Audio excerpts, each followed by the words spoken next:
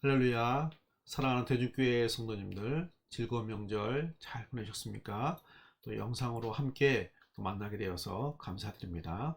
자, 오늘은 가스펠 프로젝트 4-8과 하나님의 도구로 쓰임받는 선교사, 사도행전 13장 1절에 12절까지의 본문 말씀입니다.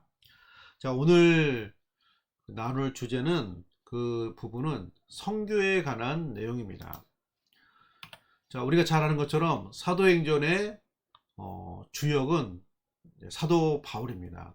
사도 바울이 여기 로마 제국의 동쪽 편, 지금의 터키, 그리스, 로마 지역을 세 번 그 지역을 순회하면서 복음을 전한 3차에 걸친 선교의 여정이 사도행전의 절반 이상에 관한 말씀이 되겠습니다. 자, 그리고 이 부분이 시작되는 오늘 본문은 이제 안디옥 교회에서 이제 바울과 바나바가 따로 이제 부름 받아서 이 선교의 사명에 쓰임 받는 내용이 오늘 본문에 관한 말씀이 되겠습니다. 그래서 우리가 이 말씀을 통해서 교회의 변함없는 본질적인 사명이 우리가 선교라는 것을 다시 한번 또 생각해보고 또 그것을 성경 말씀을 통해서 또 발견하는 시간이 되었으면 좋겠습니다. 자, 우리가 이 말씀을 들어가기 전에 우리 지역적으로 한번 이것을 생각해 보면 좋을 것 같습니다. 여기 이제 아까 이 지도를 보면 이쪽 부분이 예루살렘 중심의 이쪽이 이스라엘이고, 최초로 복음을 전한 안디옥 교회는 이스라엘의 접경지에 해당하는 거죠. 여기는 터키, 그리스, 이탈리아, 여기 스페인, 프랑스, 독일, 이런 서부 유럽 지역이죠. 그래서 이 안디옥 지역이 이스라엘에게 맞닿아 있고 또 다른 이방 지역에 맞닿아 있는 어떤 중간 지역. 그래서 이 안디옥에는 여러 다양한 인종에 있는 사람들이 모여 있는 그 지역에 스데반 순교를 통해서 핍박받은 성도들이 흩어지면서 복음을 전하다가 이 지역에 교회가 세워진 것이죠. 그래서 하나님 섭리 가운데 또 이런 지역에 교회가 세워지고 또 선교 사명을 또 감당하게 된 것을 우리가 이제 지도상으로 보면서 또 우리가 또 확인할 수 있는 부분이 되겠습니다. 자, 먼저 하나님의 교회를 통해서 선교사를 파송하십니다. 하나님은 교회를 통해서 선교사를 파송하십니다. 자, 우리 본문 말씀 사도행전 13장 1절에 3절 말씀을 보시면 이 안디옥 교회에 관한 모습을 볼 수가 있는데, 먼저 안디옥 교회는 굉장히 다양성 있는 그 모습인 것을 우리가 확인할 수 있습니다. 우리 13장 1절 보시면 안디옥 교회에 선지자들과 교사들이 있으니 바나바와 니게르라 하는 시므온과 구레네 사람 루기오, 분모왕 헤롯 젖동생 마나은과 및 사울이라. 여기 보면은 사울, 후에 바울이 되는 사울 말고 니게르, 아마 이게 아프리카 쪽에 있던 혈통 있는 사람인 것 같고, 구레네 사람도 그쪽이고 아프리카 북부, 여기 루기오, 분모왕 헤롯의 젖동생 마나엔도 순수 유대인 혈통은 아닌 것으로 보입니다. 그러니까 여기 안디옥 교회 지금 지도자들의 이름이거든요. 사울을 비롯해서 바나바와 후에 바울이 된 사울뿐만 아니라 여러 명의 지도자격인 사람들이 있는데, 그 사람들이 대부분 유대인이 아닌 다른 인종에 있는 사람들. 안디옥 교회 자체가 여러 인종에 있는 사람들이 다양한 사람들이 모여 있었고, 또 아무래도 교회의 그 뿌리가 예수님의 12제자, 또 예수님도 그렇고 유대인으로부터 이렇게 왔잖아요. 그러니까 굉장히 유대인 중심으로 될 수도 있었을 텐데, 그렇지 않고 그런 혈통에 매이지 않고 다양한 사람들이 그 교회 내에서 지도자격으로 활동하는 것을 볼 때 이 교회가 굉장히 뭐라 그럴까요? 다양성을 가지고 있고 또 다양한 사람들을 이렇게 포용하는 그런 교회였음을 볼 수가 있습니다. 이 모습을 통해서. 또 이 교회를 통해서 우리가 알 수 있는 것은 하나님의 식신을 위해서 하나님이 따로 세우거든요. 선교 일을 위해서. 그 사람들이 바나바와 바울이죠. 자, 2절 말씀을 보면은 주를 섬겨 금식할 때에 성령이 이르시되 내가 불러 시키는 일을 위하여.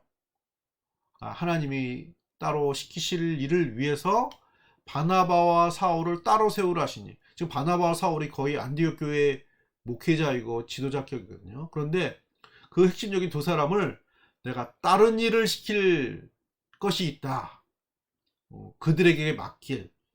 그러니까 따로 구분해서 따로 떼놓으라는 거죠. 자, 이런 것을 보면서 선교 사역, 또 우리가 하나님의 일을 함에 있어서 어떤 순간에는 하나님이 따로 떼어놓으시는 거예요. 우리가 순종하고 헌신한다는 건 그런 거가 아닐까요? 이것을 하나님이 원하시면 그 부분을 구별해서 드리는 거잖아요. 우리의 시간, 우리의 어떤 역량, 우리의 어떤 헌금으로 표현되는 어떤 재물일 수도 있고, 하나님의 일을 위해서 따로 구분하는 거죠. 그러니까 선교라는 것 자체가 기본적으로 제가 말씀드리고 싶은 거는 따로 구분하는, 따로 구별하는 헌신의 성격을 가지고 있다는 거죠. 그래서 전적인 헌신의 교회, 헌신의 사람, 헌신의 시간이라는 것입니다. 선교라는 것 자체가. 그래서 3절 말씀을 보시면 이에 금식하고 기도하고 두 사람을 안수하여 보내니라. 금식하고 기도하면서 하나님이 원하시고 하나님이 바라시는 것이고 하나님의 계획이기 때문에 아마 안디옥 교회에서는 정말로 말씀에 출중한 바울을 붙잡고 싶지 않았겠습니까? 이 신약 성경의 절반 이상을 쓴 사도 바울인데, 그럼에도 불구하고 하나님이 원하시고 하나님이 따로 시키시는 일이 있기 때문에 교회가 헌신한 것입니다. 금식하고 기도하고 이들을 보내잖아요. 안수하여 보내니라. 헌신의 시간이죠. 교회가 헌신한 거죠. 또 이 일을 감당하는 바울과 바나바가 헌신한 거죠. 또 안디옥 교회의 성도들이 헌신한 거죠. 자, 그러니까 선교라는 것은 기본적으로 헌신의 마인드가 없이는 감당하기가 쉽지 않은 성격을, 여기 어떻게 보면 최초의 선교사로 부름받다고 할 수 있는 바울과 바나바를 파송하는 안디옥 교회의 모습을 통해서 볼 수가 있습니다. 그래서 실제로 제가 부교육자로도 경험을 또 많이 해보고, 또 주변에 있는 교회들, 또 여러 교회들을 이렇게 볼 때, 성도들을 또 볼 때, 선교는 다분히 헌신적인 것과 비례한다고 볼 수 있어요.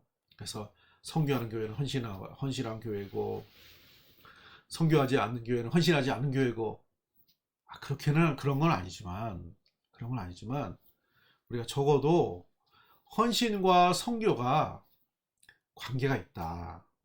우리 이 본문을 통해서 볼 수가 있습니다. 그런 의미에서 우리가 선교에 대한 어떤 무관심, 또 선교에 대한 어떤 이런 것들을 감당하지 것에 대해서 우리가 좀 열심을 내지 않는 것은 어떻게 보면 우리가 헌신의 부족이 아닐까라는 것도 한번 생각해 볼 수 있는 부분이라고 할 수 있겠습니다. 그래서 반대로 생각하면은 우리가 정말 교회가, 우리 신앙생활이 하나님 앞에 헌신하고자 한다면은 선교의 내용을 우리가 생각해 볼 수 있고 또 감당해야겠다.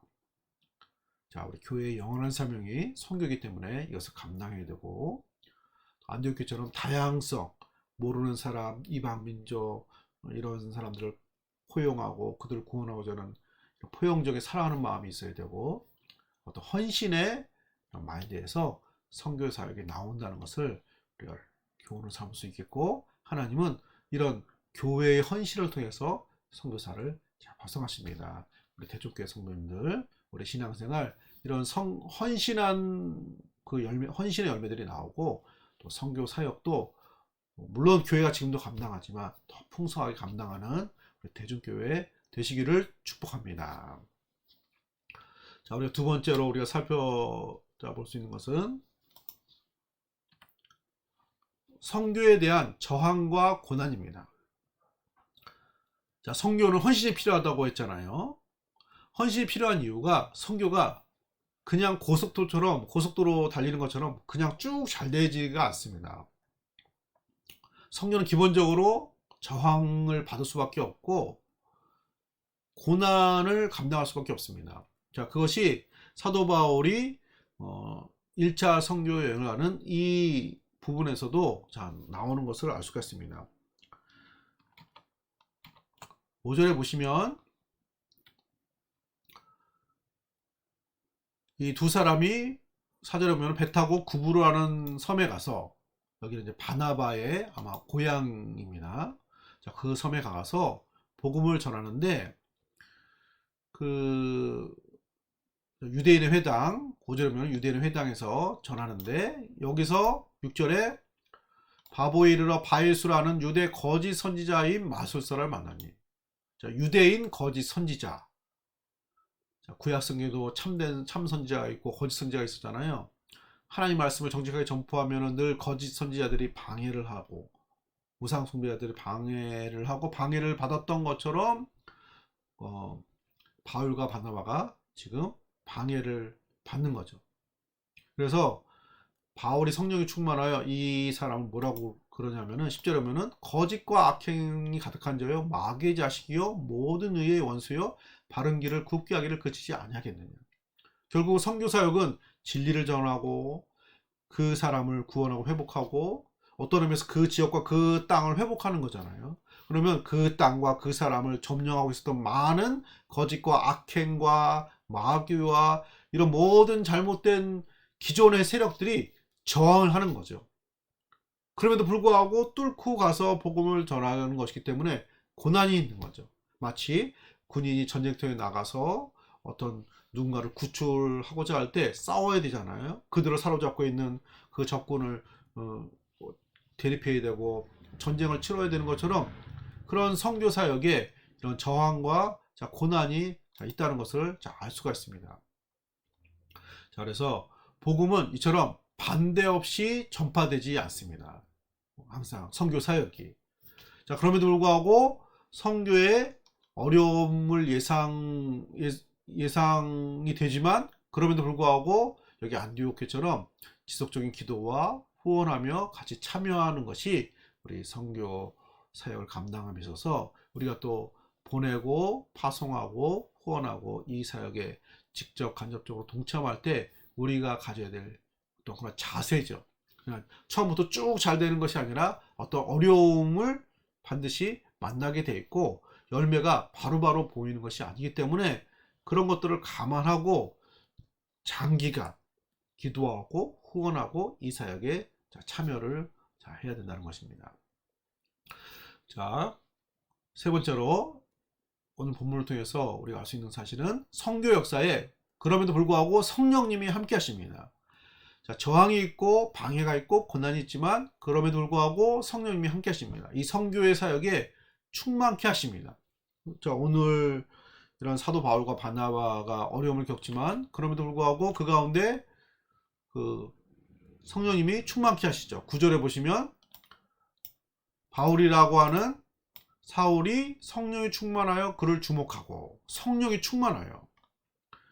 자, 사울은 유대인의 이름이고 바울은 헬라식 로마식 로마 제국 내에 통용되는 이름이에요. 그러니까 사울이라는 이름이 그 당시 헬라 문화권에서는 이 그 말이 굉장히 별로 듣기 좋지 않는 것을 연상하는 이름이래요. 이 사울이. 네. 그래가지고 그러면 괜히 걸림돌이 되잖아요. 왜 꼭 우리 외국말이 꼭 우리나라 사람이 들을 때는 꼭 어떤 그 험한 소리, 욕처럼 들리는 말 있잖아요. 그런 것처럼 들릴 수 있는 그 이름이라고 합니다. 사울이. 그래서 그 그들에게 적합한 듣기 거부감이 없는 이름으로 바울이 바꿔서 이름을 이렇게 자기를 이제 소개하는 거죠. 그만큼 바울이 얼마나 이 선교 사역에 헌신했는지를 좀 알 수 있는 자, 모습이 되겠고, 자, 그럼에도 불구하고 어려움이 있었는데 성령이 충만하여 그를 주목하고 성령이 충만케 하셔서 역사하시고, 또 그 다음에 여기 보면은 그 사도 바울이 이제 이 마술사에게 그 저주를 선포하니까 안개와 어둠이 그를 덮어 인도할 사람으로 두루 구하는지라 보지 못하게 되는 거죠. 보지 못하게 어떤 기적적인 역사가 나타나게 됐습니다. 그래서 총독이 12절에 총독이 그렇게 된 것을 보고 믿으며 주의 가르치심을 놀랍게 여기니라. 결국 어떤 열매들이 맺혀지는 거죠. 방해와 저항이 있음에도 불구하고 성령님은 충만케 하시고 또 그 속에서도 역사하시는 거죠. 여기서는 마술사인 그 사람이 눈을 안 보이겠지만 이제 후에는 보지 못하는 사람 보게 하고 앉은 자를 일으켜 세우는 기적과 치유 역사가 바울의 선교 사역 가운데 나타난 것을 볼 수가 있습니다. 마치 예수님이 공생애 때의 사역의 모습처럼 말이죠. 이처럼 이 선교의 길에 성령님은 충만케 하시고 또 강력한 권능의 역사를 베풀어 가십니다. 자, 사도행전에 나오는 많은 기적과 이적의 역사는 대부분 복음 전파, 선교의 길에서 나타나게 됩니다. 우리가 물론 기도하고 하나님께 부르짖을 때 하나님의 응답으로 기적 같은 역사를 베풀어 주지만 성경에 나오는 많은 기적들은 복음과 관련이 있습니다. 말씀 전파와 관련이 있습니다. 선교하고 관련이 있습니다. 실제로 선교 현장에서는 우리가 일반 생활 속에서는 좀 믿기 어려울 정도의 이런 많은 그런 간증의 역사들이 보고되고 있습니다. 그래서 이처럼 어려움이 예상되지만 헌신을 기반으로 해야 되지만 그럼에도 불구하고 이 사역에 참여하는 선교사라든지 교회라든지 그 개인이라든지 그 속에 충만케 하시는 성령님의 역사가 있고 또 권능으로 역사하시고 또 세 번째로 결과적으로 아까 총독이 또 믿고 변화의 그 조짐이 보이는 것처럼 열매가 맺혀지게 하시는 것이죠. 그래서 선교 역사에 성령님이 함께 하신다는 것을 우리가 알 수 있습니다.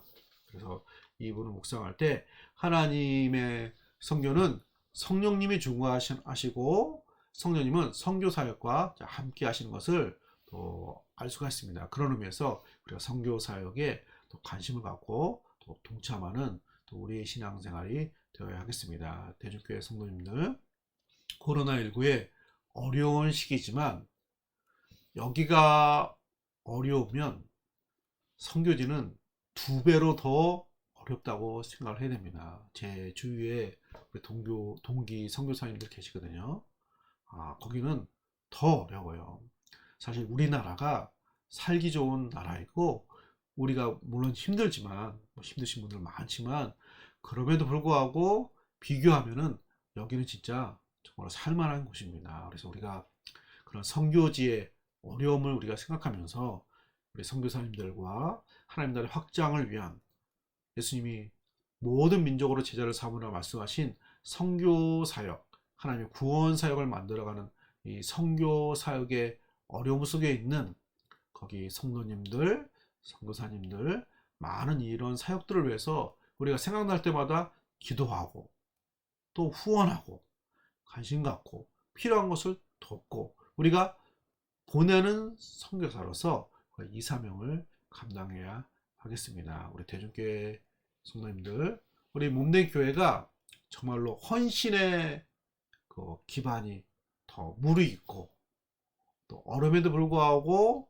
또 감당해야 되는 기도와 후원이 필요한 이 선교 사명을 감당하는 교회, 그래서 성령의 충만함을 같이 함께 경험하고 열매를 볼 수 있는 우리 대중교회가 되기를 또 성원하고 우리 성도님들이 또 이런 사명에도 또 눈을 뜨시고 함께 동참하시는 우리 성도님들 되시기를 축복합니다. 하나님께서 반드시 축복하시고 또 기름 부어 주실 줄로 믿습니다. 아멘. 기도하겠습니다. 하나님 은혜 주시므로 감사드립니다. 하나님 또 초대교회 바울과 바나바를 통해서 최초의 선교 사역을 감당하시는 또 성령님의 역사를 살펴보았습니다. 하나님 헌신의 시간, 헌신하는 교회, 헌신하는 사역자를 통해서 하나님께서 하나님 나라를 만들어 가시는 구원의 역사를 만들어 가시는 또 선교 사역을 또 바울과 바나바를 통해서 만들어가는 것을 보았습니다. 하나님 우리들의 신앙생활이 하나님 몸된 교회가 더 헌신하는 마음, 헌신하는 신앙생활, 또 이런 기도생활 또 감당해서 또 몸된 교회의 선교 사역과 선교 사명이 더욱더 풍성해지는 귀한 신앙생활 되어지기를 소원합니다. 코로나19의 여러가지 어려움 속에 있는 우리 성도님들의 생활들을 하나님 붙들어 주시고 축복해 주시고 특별히 이 어려움 속에도 더 어려운 또 생활과 사역을 감당하는 우리 모든 선교사님들에게 하나님 축복해 주시고 성령으로 기름 부어 주시고 열매 맺게 하시고 또 이들을 위해서 후원하며 기도하며 감당하는 모든 교회와 성도님들에게도 동일한 은혜와 역사와 축복을 더하여 주시옵소서. 우리의 변함없는 사명 중에 하나가 이 선교의 사명인 것을 우리 깨달으면서 선교의 눈을 뜨고 이 비전에 함께 동참하는 우리 성도님들 다 되게 하여 주옵소서. 감사드리며 거룩하신 예수님의 이름으로 감사 기도 드립니다. 아멘. 감사드립니다.